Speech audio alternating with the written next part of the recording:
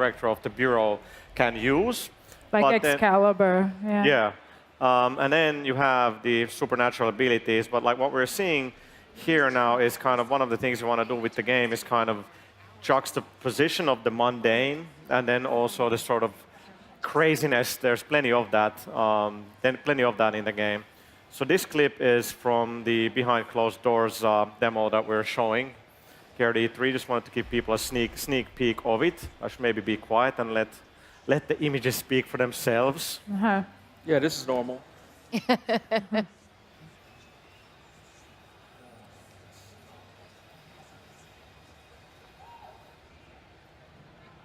So it's very strange. We have some of the people that are floating, and then there's this other one that's actually not. Oh, there we go. That's There Yeah. we go. So that's the shield, and you can kind of see we have these reactive environments in the game. There's quite a bit of destruction, and now we're using one of the supernatural abilities there, very deadly chair.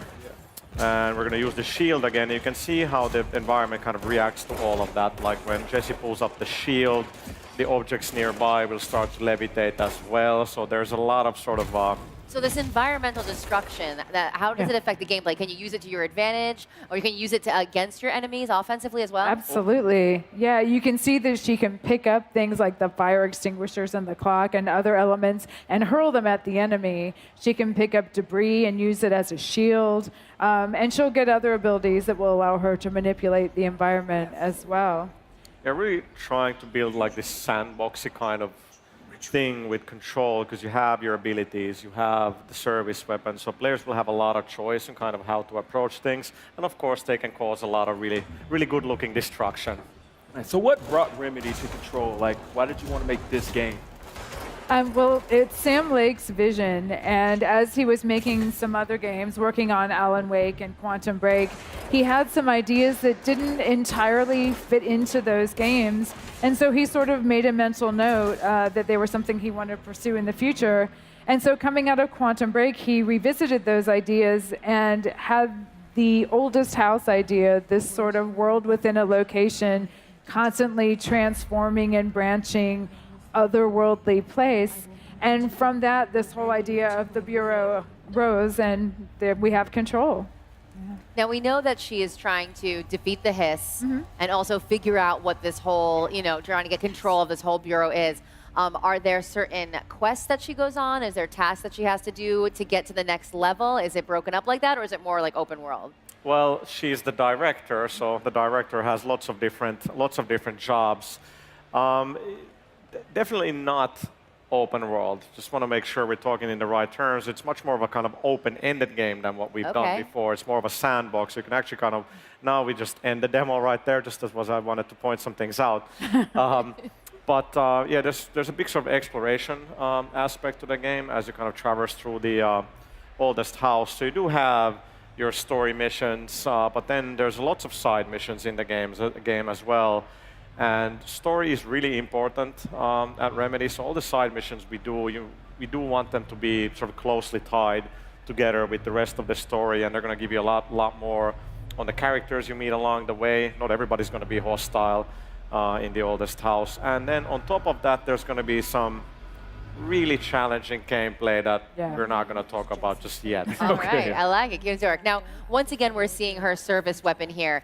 Is this the iteration of it for the whole game, or are there ways to upgrade it as you meet potentially harder villains? Great question. So the service weapon, so it transforms. So there's going to be different forms. So it's always the same weapon, but as you progress through the game, you'll get different forms. So in the demo, we're using Grip and Shatter, which is kind of like a pistol, and then the other one is a little bit like a shotgun, just a lot cooler than your regular shotgun. But then there's going to be several other forms available as Jesse progresses through the game. Okay, so her weapon will upgrade, and her other psychic powers will get upgraded as well as you play throughout Control. Absolutely. She can mod and upgrade both her abilities and her weapons. Yeah, so these guys that you see her fighting, these are actually Bureau agents that have been overtaken, possessed, and corrupted by the Hiss. And some of them float up in the air, some of them, like this guy, attacker, and they take on different forms depending on how complete the corruption is. So she'll have a wide variety of enemies she'll have to defeat to regain control of the house. I love how calm she is. She's just Yeah, she strutting just- through there, just shooting him down. She's like, I got this. With this chair. Yeah. Well, as the game begins, she is kind of led to the oldest house, so maybe this has been her calling. Yeah, which she discovers. The missions that we're showing you, this is roughly halfway through the game. So she does have a certain level of confidence here that she did not have in the beginning when she first discovered these abilities.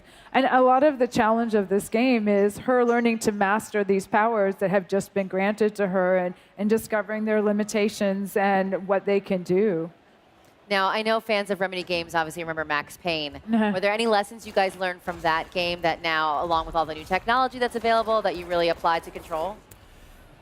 Yeah, you learn from every game, right? And we've internally talked a lot about, especially with Mixu, who's the game director on Control, how kind of Max Payne 2 really had everything. It had a great story, great action, a lot of replay value, and we kind of really want to make sure that Control has those same things, but we're bringing that sort of storytelling and mystery and those aspects definitely from Alan Wake into Control. You learn from every game, and I think it's been great to hear that when the trailer debuted in the PlayStation media briefing, which was an incredible moment for us. We've been working for so long to get there, and when people are like, what is that game? Yeah. And then 30 seconds in, I could hear people around me like, is that a Remedy game? And I was like, there is that trademark kind of visual aspect to our game, so that was very cool.